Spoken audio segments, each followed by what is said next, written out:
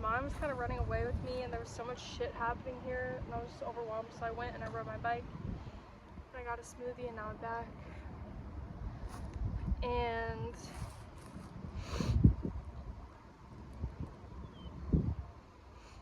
so now I want to talk about free will. And I'm sorry, I'm gonna keep my sunglasses on because the sun's like blinding me. Okay, what do I want to say? First of all, I want to say, you guys should read this book, The Psychology of Man's Possible Evolution by P.O. Spetsky. I'll link it in the description. There's this really good website called, I think it's called holybooks.com, and it's like archives a bunch of really profound books, which kind of point to this esoteric thing.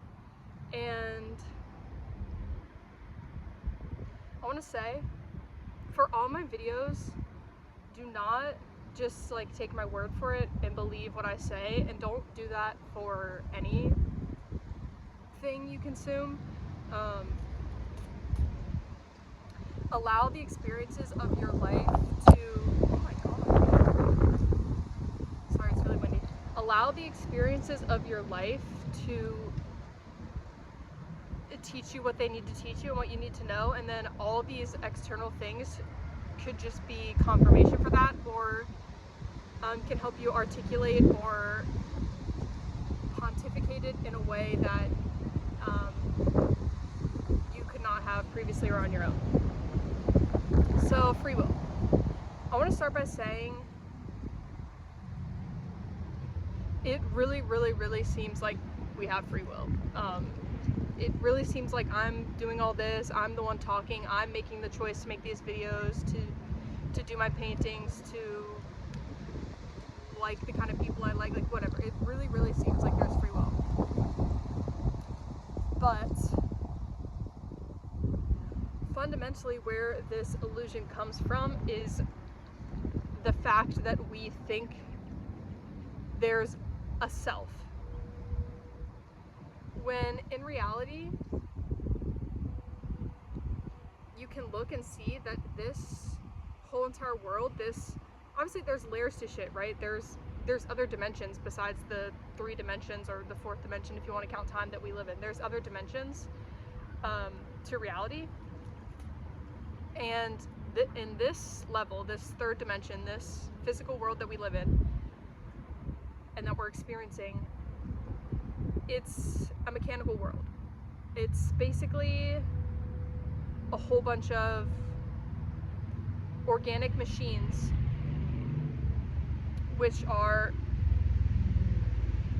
programmed just like a computer, but instead of with technology, it's with DNA. And so we're all born with a certain set of programming, and there's an order to the world, and there's laws, laws of conservation and things like that, which everything is subjected to. And the only way that anything happens is there's input, which is received, it's funneled through the DNA, and based on that specific programming, an output. So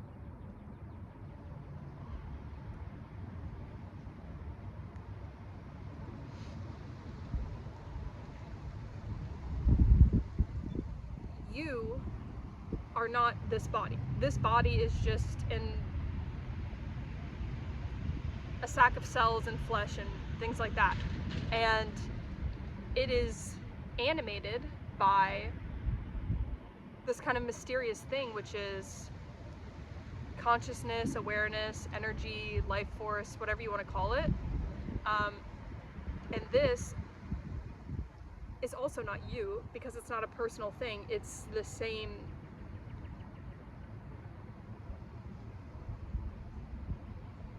life that is in everything else.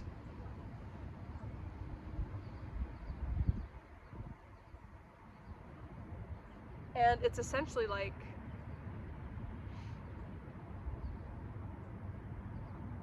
this body is just kind of God's earth ship to experience this realm, and everything else also is just kind of earth ships for God to experience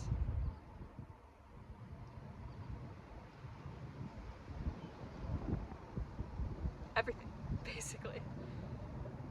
And we have these like attachment to this identity, and a lot of it comes from our mind, because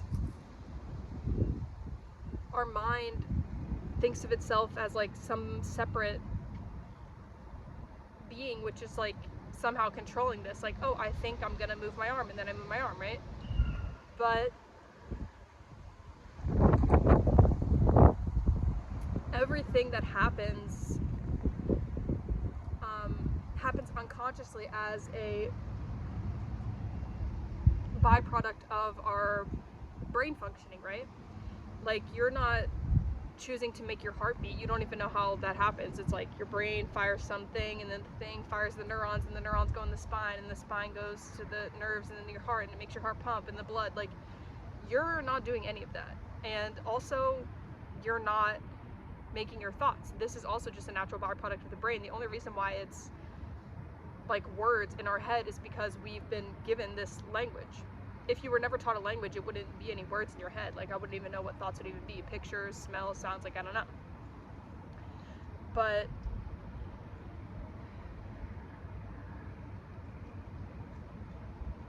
essentially all that you are is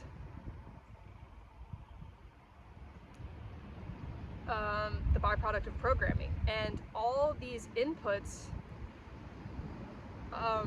you can change and you can evolve, but it's a product of inputs you receive which are not in your control. Like, this especially is a big problem when you get into like having this spiritual identity, that you are choosing to evolve beyond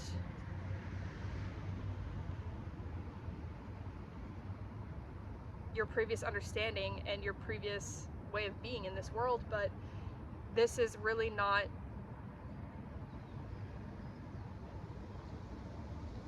in your power. It's just part of a divinely orchestrated process that happens.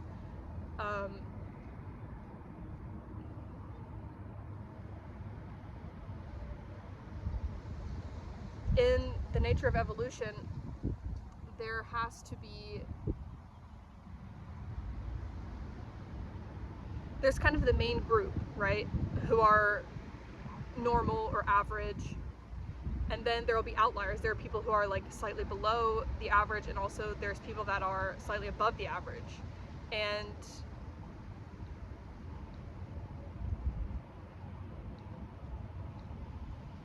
I don't want to make it seem like in any way like there's some people that are better or more special or chosen or whatever than anybody else. It's completely an impersonal thing. For some reason, you just happen to be here experiencing this evolved version, which is maybe slightly more evolved or even less evolved than the masses, or maybe you're just average and equally as evolved as the masses,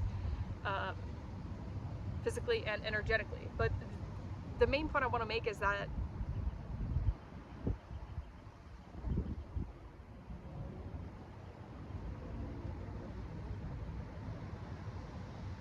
this experience that we're having is not personal, and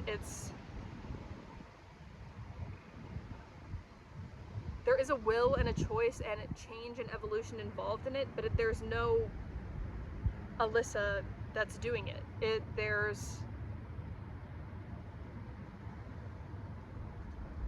a momentum which unfolds over time. Which time's not even real, but that's a whole other fucking video. I can't even get into that right now. But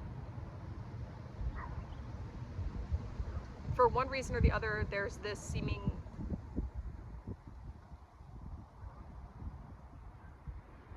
process over time that occurs. So we have to accept that the reality of what's in front of us and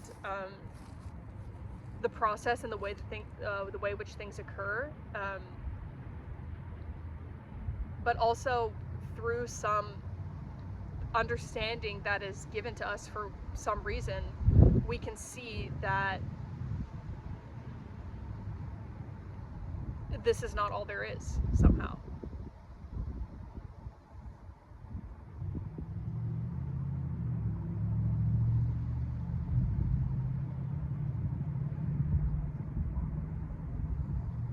You know what I mean?